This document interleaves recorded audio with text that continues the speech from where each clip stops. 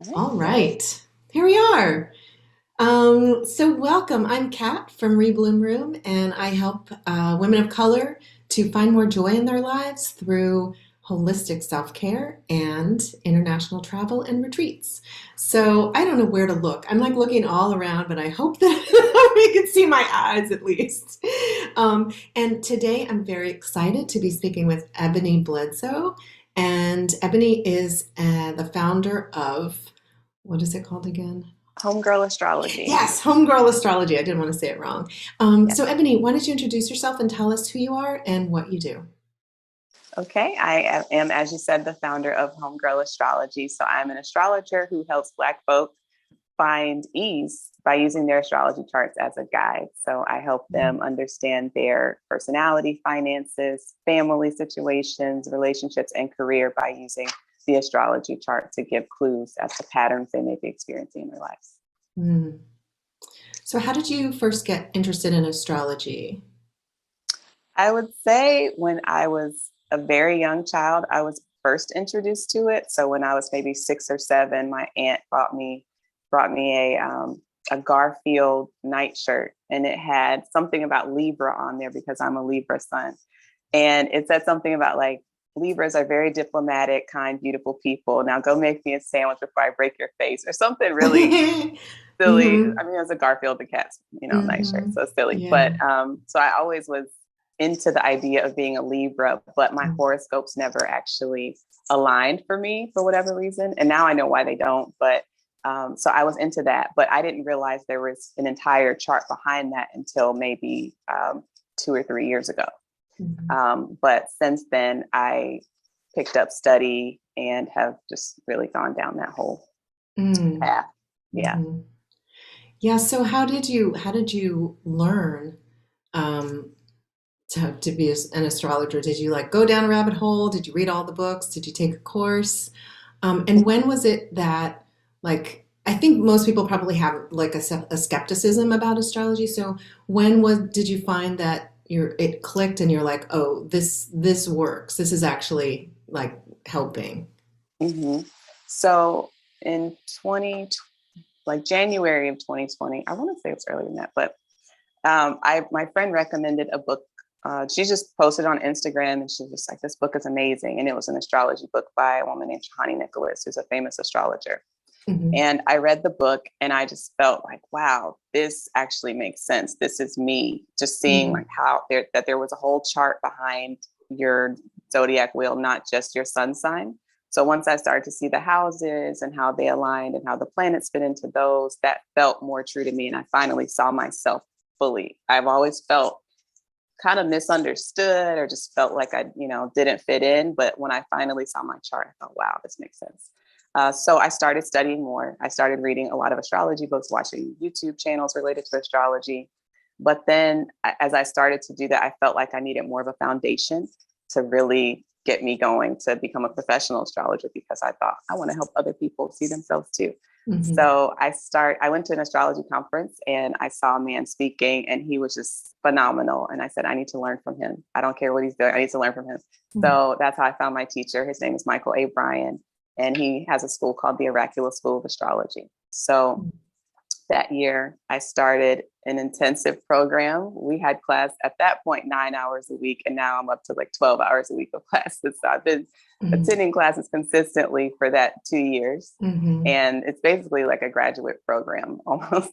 So I'm finishing that program in May. But throughout that time, I've learned how to do various types of astrology. Hmm. And I've been practicing with clients the entire time. So Hmm. yeah, it's been amazing and Yeah. just really awesome. So I'm a Pisces, and I'm kind of like, I always look at Pisces, and people are always like, you're all emotional. I'm like, yeah, check. Like, and then they would say, you have problems with your feet. I was like, no. But now I have problems with my feet. I'm like, what? Like, stop Yeah, reading me. So I think for me, it's been easier to see, like, yeah, this makes sense. And just all that sensitivity that I have, I'm like, I got to attribute it to something, you know? yeah, yeah. It's interesting though. I mean, a lot of things. from your sun sign may not apply because there is a whole Yeah. chart under there. So that may be a very Hmm. small component of your chart. Yes. So for Yeah. me, a lot of the Libra things didn't apply because the other things in my chart, like Scorpio and Hmm. Pisces and some of those other things were a bigger deal for me. So Hmm. that's why it's helpful to get a full chart reading from an astrologer to kind of see how Hmm. things are playing together. And the type of astrology that we practice or that I practice through the school that I've learned is neoclassical astrology. So it's more concrete. So it gets very specific. Hmm. So I had a client the other day and I was talking to her about, I see that there may be some substance abuse things that you've dealt with at some point in your life. And she didn't even say anything in that moment. She was just kind of like, and then later on, she emailed me and she told me she was a recovering IV meth user. Oh, wow. Good Yeah, Lord. Wow. yeah, that was a lot. So the things like that show up in the chart. It gets very specific. I can see Wow. family dynamics, like habits, lots of things. So Mm. yeah. Okay. Yeah, my neighbors all of a sudden started hammering. Yeah, I don't know what's going on, but wow. So, I'm distracted. But okay, so when you read somebody's chart, you can see these really specific things. So Mhm. how can that when somebody reads a chart and can see something, how can someone who gets a reading like that, what can they do with that information? So for me, I often think of an astrology reading as a great starting point for therapy or Mm, for some other type of healing modality because astrology in and of itself, it can be healing in a way just because you may find language around certain things that you didn't have before. So there's power in that. But I think it's really better to kind of go to a counselor or to mm, someone who's a coach or something who can give you more support, like with drug use. Like, right, I can't help with that. mm-hmm. Yeah, you might uncover something that's really really needs therapeutic support. Yeah. Yeah, for sure. So how can they know that an astrologer is for real? How do they know that an astrologer can it's a good match for them? Like how can people do that? hmm So that's a tough question. I mean, I know people who are great astrologers, so I'm happy to recommend people outside, not just me. But yeah, I think there's a lot of people out there who are astrologers who have learned from books or learned from the internet, and they just don't quite have the solid foundation. Like I didn't before I started this program, to be honest. So there's just a mixed bag, to be honest, and I think that's part of why some people are skeptical is because they've run into a lot of people who didn't necessarily have the abilities to read charts well. So for Mhm. me, I saw my teacher give a master class on how to read charts. I've seen him do several master classes at this point now, and I know how to read charts in that way too, where he was able to get to that level of specificity and do it blindly. Just the person Mhm. steps in, he doesn't know them, and he just reads their entire life for them. And it's just Mm. like magical to watch it unfold, to Mhm. be honest. So that made me a believer, and him reading my chart without knowing me. Mm. So I could see, wow, how'd you know this thing happened? Right? How'd you know Mm. about that? Were you there? Mm. But yeah, it's been really cool to see that. Mm. So what is electional astrology and what's your take on it? So electional astrology is when you are trying to find a specific date and time to do some type of event or something. So maybe you want to pick a date for your marriage that is auspicious for you, right? Who wants to get married on a bad day, right? Mm. Because that could impact, or people think it can impact how their marriage will go on.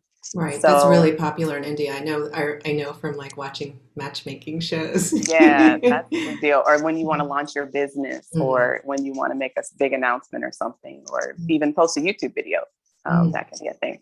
So for me, I mean, I think it feels like for something that's really important, yes, I would choose a date. But for things that are kind of mundane, I'm not going to be electing things every day. Like you kind of Mhm. let things play out. Mhm. But yeah. Yeah. Yeah. So I love the phrase "as above, so below," and I'm wondering if that sort of informs how you read, and if you have a take on "as above, so below." Like sometimes I totally get it, like when it clicks, it clicks, and then I lose it again. Like I don't know, sometimes I'm like right there. So do you work with that phrase, or does that make sense? Does it resonate with you?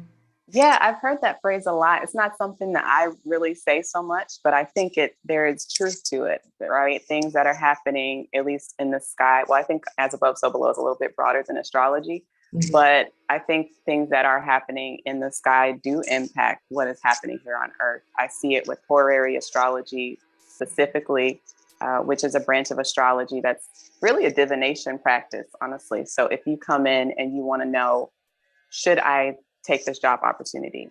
I would pull a chart for that moment.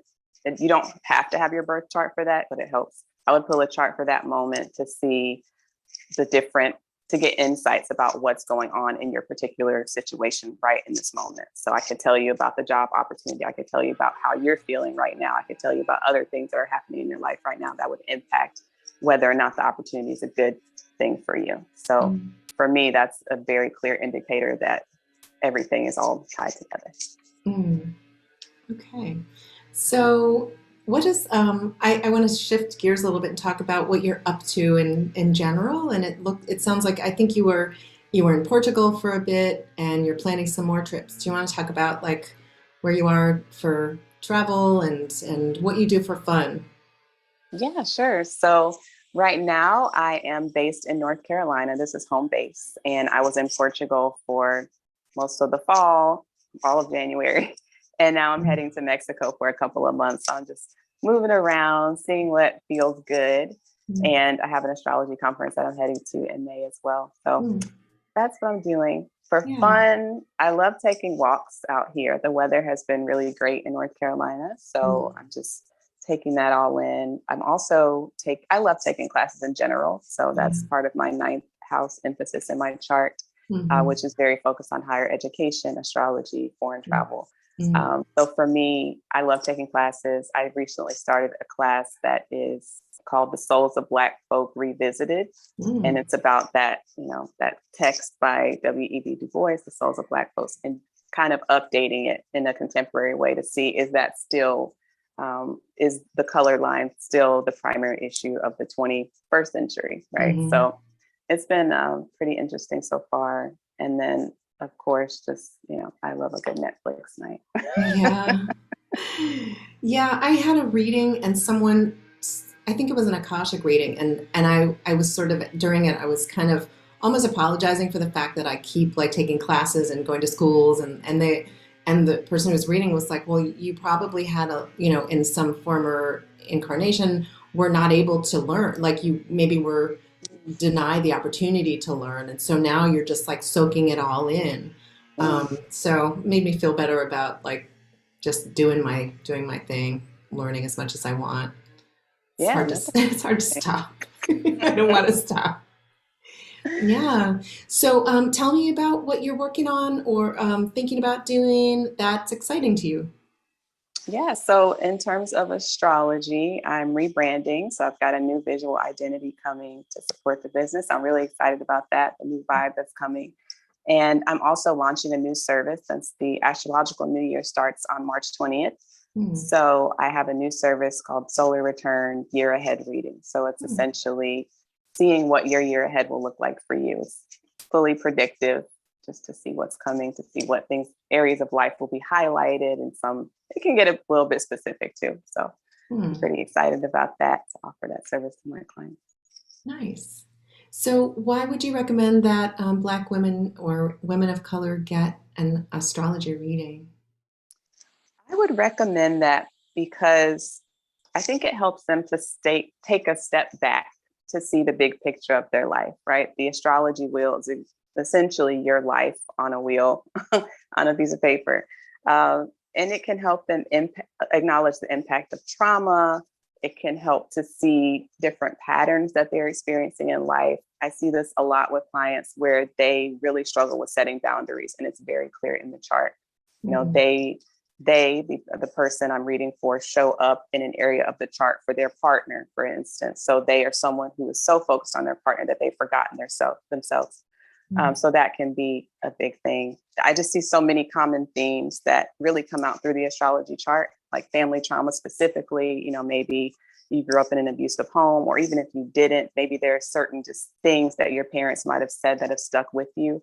And a lot of that can come out in an astrology reading. So it can be very therapeutic, as I said before, on its own, even if you don't take the extra step of going to a therapist. I think it's a good place to start, to just kind of acknowledge some things that are there in life.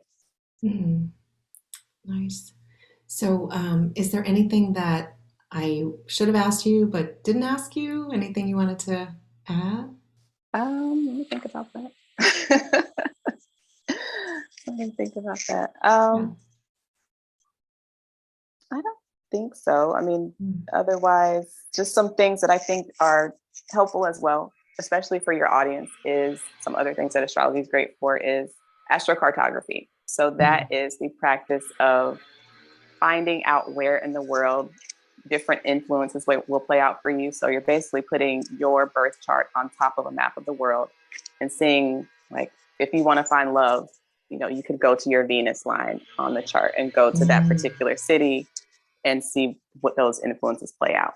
Now, if you Oh, have, if your taking birth notes. chart, yeah, if your birth chart says that your love promise is not great, it's not going to magically be great just because you go to this place where there is love. But Mm. it's something to consider. I lived on my Mars Neptune line. Mars is very driven, active, getting work done. Neptune is very spiritual. So that was in Savannah, Georgia. I was there for a while, and I definitely got very serious with my spiritual work and astrology specifically. So it does play Mm. out the good and the bad of it, Mm. because when you're working all the time, there's no time for play. Yeah. but Yeah. but yeah, it's pretty Okay. interesting to see how astrocartography works. And Yeah. then the other thing is medical astrology. That's all doctors used to know how to do astrology, know how to practice back in the day, like ancient times. Yeah. So for me, medical astrology is very cool because you can look at a chart. It is essentially like a medical chart. You can Mm-hmm. see what type of ailments a person might experience in life. Oh, wow. And if you're in a situation where you have a disease, or like you're experiencing an illness that you're not sure about what it is, you can go to an astrologer who may be able to provide more support and clues as to what's going on. So Mm. that's something I always Wow. like to share that people don't always know. Yeah, I didn't know about that. That's incredible. So, Yeah. did you offer astrocartography or medical I don't astrology? offer No. I don't offer those at this time, but I do Yeah. offer horary astrology, which is Mm-hmm. the spur of the moment kind of question sort of Mm-hmm. thing. I offer birth chart readings, and then I Mm-hmm. will be offering solar return readings pretty soon. Right. All right. Well, that's Yeah. fantastic. Thank you so For much. sure. I really appreciate learning about this. I know some of it, but I think astrocartography is really interesting because I know a lot of folks are trying to figure out, where to travel, where to move to. So it could be really helpful to help folks Mhm. like kind of hone in on one or three or five locations Yeah, that are it's optimal. super cool. I mean, Yeah. there's a way to do it for yourself, but it always helps to have a professional astrologer look at your chart who really Yeah. knows what they're doing. Yeah, I've seen those charts and I look at it and I don't know. I don't know what it is. Like all those little symbols, it's a lot. Yeah, Yeah. for sure. It's a Yeah. skill for sure. Yeah. All right, Ebony. Well, thank you so much. I appreciate it. I will, include a link to your website and all your socials in the description. And everyone listening, thank you so much. And please subscribe to the channel and hit the notifications so you'll know when the next video drops. And please like the video so we get lots of people watching us. All right. Thank you so much. All Thank you. right. Bye. All right. So I'm going to stop recording.